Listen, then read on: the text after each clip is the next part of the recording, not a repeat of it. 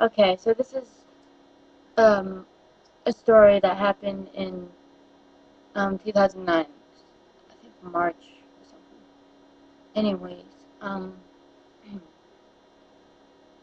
my brother, well, he's not my real brother, but he's schizophrenic, and um, I was, he came in my room once, and he saw me flipping through one of my books, and he's like, he asked me what it was. I kind of hesitantly told him what is my Wicca book, and he got.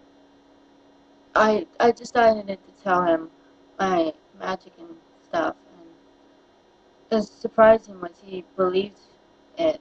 Usually people, well, I'm not used to people believing my stuff. Anyways, especially my adopted parents.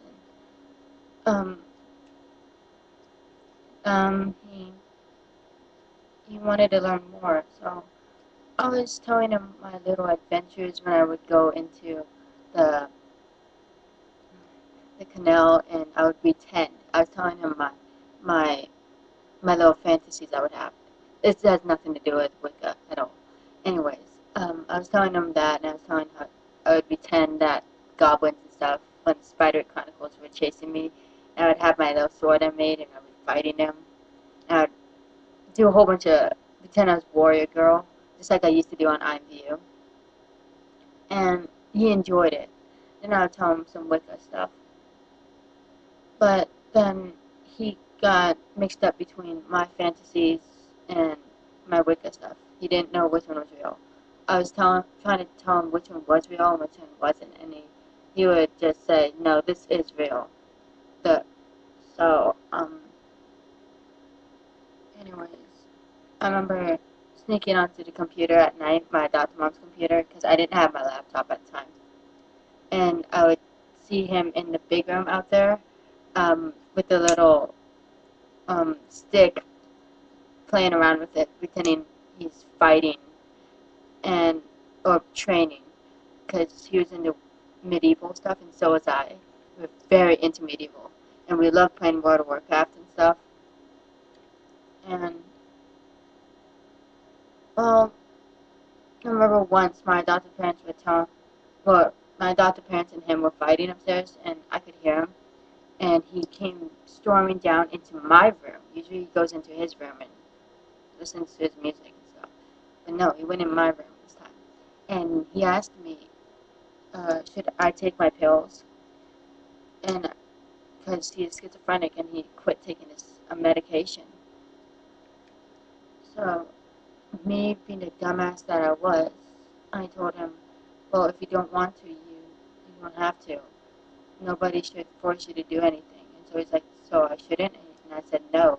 And then, I think like a week after that,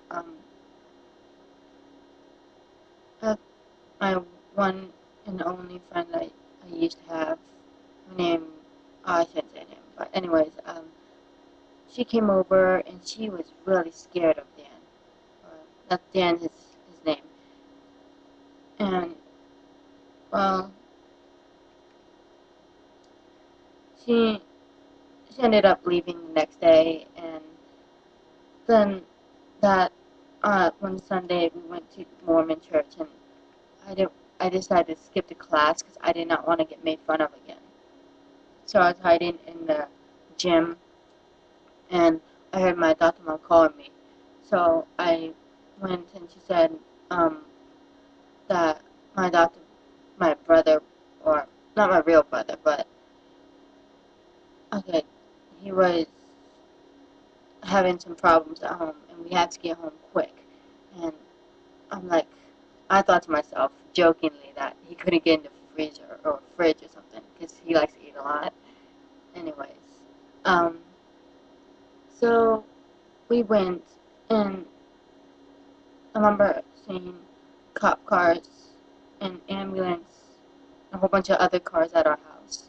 And once we got close, we could see all the windows were broken, glass everywhere, even a computer on the lawn. And, um, well, uh,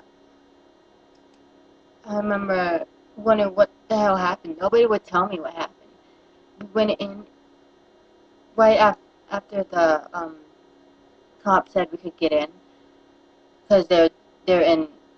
I don't know what they're doing. They said we couldn't go in for like 15 minutes, and finally we got to go in. And it looked like the tornado hit our house. There was glass everywhere. Everything was tipped over. You could not even see the ground. You could not see the ground at all. There's dirt everywhere. It smelled bad. It smelled like rotten ketchup mixed with um, mixed with uh, pickles.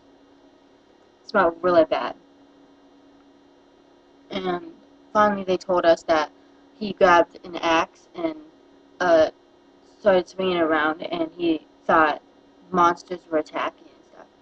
And uh, some I don't remember who they were, not the army, but some people were driving to go next, or driving that way to go to a missile place, because we're in Montana. There's missile places everywhere. Anyways, they saw him swinging an axe around, and they called the cops. The cops came, and they told him to drop the axe, but he charged them, and they ended up having to taser him 7 times to get him down, 7 or 6 times, because he was so big. And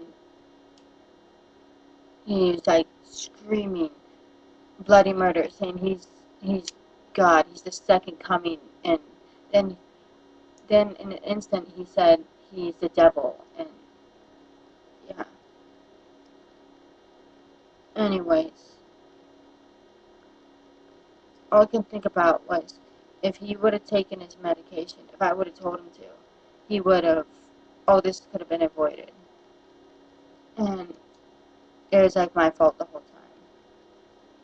Anyways, then the next day I had to go to school. And I told my one and only friend and nobody else. And somehow, after telling her that, the whole school knew. And people, for some odd reason, decided to joke about it. They started asking me all questions, saying, was he crazy before? Did he ever try to rape me? Shitty questions like that. And it hurt. I never answered anyone's questions either. Anyways, that was my story, and he doesn't live here anymore.